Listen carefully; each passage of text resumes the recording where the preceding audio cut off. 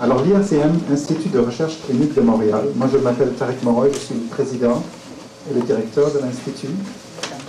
C'est un institut de recherche affilié à l'Université de Montréal, donc nous sommes tous nominés à un département en faculté de médecine de l'Université de Montréal. L'IRCM, c'est un institut qui se localise pas loin d'ici, le coin entre l'avenue des Pins et Saint-Urbain.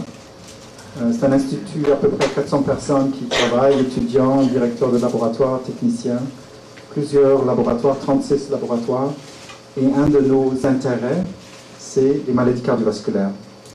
Et donc alors le café scientifique pour nous, c'est une occasion en or de sortir de notre institut, de notre tour d'ivoire, et pour expliquer au grand public qu'est-ce qu'on fait.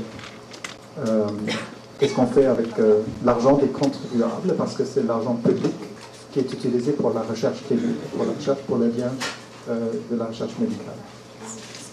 Alors ce soir, c'est le café scientifique Ma Pression et moi, c'est l'hypertension.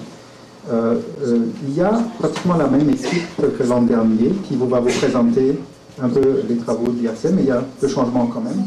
Il y a le docteur Jean-Philippe Gratton qui va être présenté tantôt, qui se joint à l'équipe, et le kinésiologue Philippe Briand qui va se joindre à l'équipe aussi. Alors je ne vais pas vous tarder, vous parler beaucoup de choses qui sont moins intéressantes que nos spécialistes vont en dire. Je vais vous introduire notre présentatrice, notre animatrice de cette soirée. L'animatrice est bien connue à l'IRCM parce qu'elle a travaillé beaucoup à l'IRCM. Elle a participé aux 3 ou même des cafés scientifiques de l'an dernier. Elle connaît très bien l'IRCM. Elle a récemment quitté l'IRCM pour une agence avec un nom compliqué, public, pas loin de l'IRCM, mais elle m'a assuré tantôt que son corps bat toujours pour l'IRCM. Alors votre animatrice, une kinésiologue qui était longtemps avec l'IRCM, Véronique Perrault. Merci Dr Moroy et merci à l'IRCM de m'avoir confié ce tout premier mandat d'animer un café scientifique. Merci au comité organisateur, Mme Lucette Thériault, Joanne Langevin, Julie Langelier et Hélène Lambin, ainsi qu'à notre chef, Marc Boucher, pour le goûter sans sodium, comme l'a mentionné Dr Moroy, puis généreusement parfumé en ail. On peut sentir donc, merci surtout à vous tous de venir partager avec nous une soirée sous la neige pour entendre parler d'hypertension artérielle. Alors, le premier café de la saison de l'IRCM portait sur la ménopause. Ce soir, nous allons nous attaquer pour une deuxième année consécutive au sujet de l'hypertension artérielle. Pourquoi une réédition du café sur l'hypertension? Car il y a 5 millions de Canadiens qui sont atteints d'hypertension artérielle. Car il y a des projections qui avancent qu'avec le vieillissement de la population, ce seront près de 9 Canadiens sur 10 qui développeront l'hypertension artérielle. Car il peut devenir compliqué pour les patients atteints d'hypertension ou pour ceux qui veulent éviter de la développer, de comprendre quelle est la part de la génétique et quelle est la part des habitudes de vie. À quelque part, on se demande quelle est la portée de nos actions individuelles, de nos choix alimentaires, de notre pratique d'activité physique, de la prise de nos médicaments. Quel est l'impact de tout ça?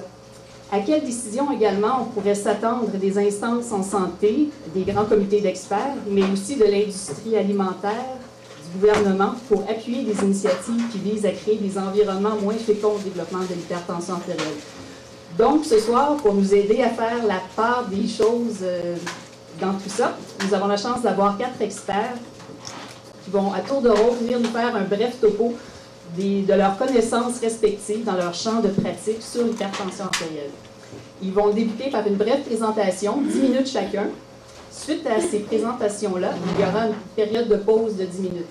Durant cette pause-là, je vous inviterai à vous délasser un petit peu, mais surtout de prendre un moment pour rédiger les questions que vous aimeriez poser aux experts. Madame Joanne Langevin va se promener ensuite durant la pause et va recueillir vos questions.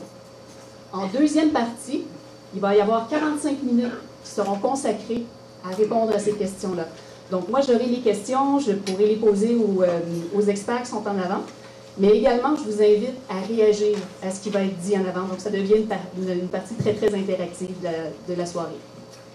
Alors, finalement, à la toute fin, je vais vous inviter, vous avez un calepin avec vous, avec une évaluation de la soirée.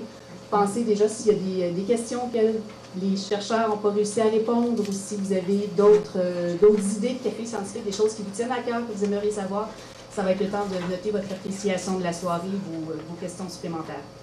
Mais vraiment, n'hésitez pas. Si vous partez avec une idée en tête, vous êtes venu ce soir, c'est sûr que vous avez 2-3 questions qui vous turlupinent. Assurez-vous d'y trouver réponse d'ici la fin de la soirée. Alors, il ne faut vraiment pas se gêner pour venir prendre le micro.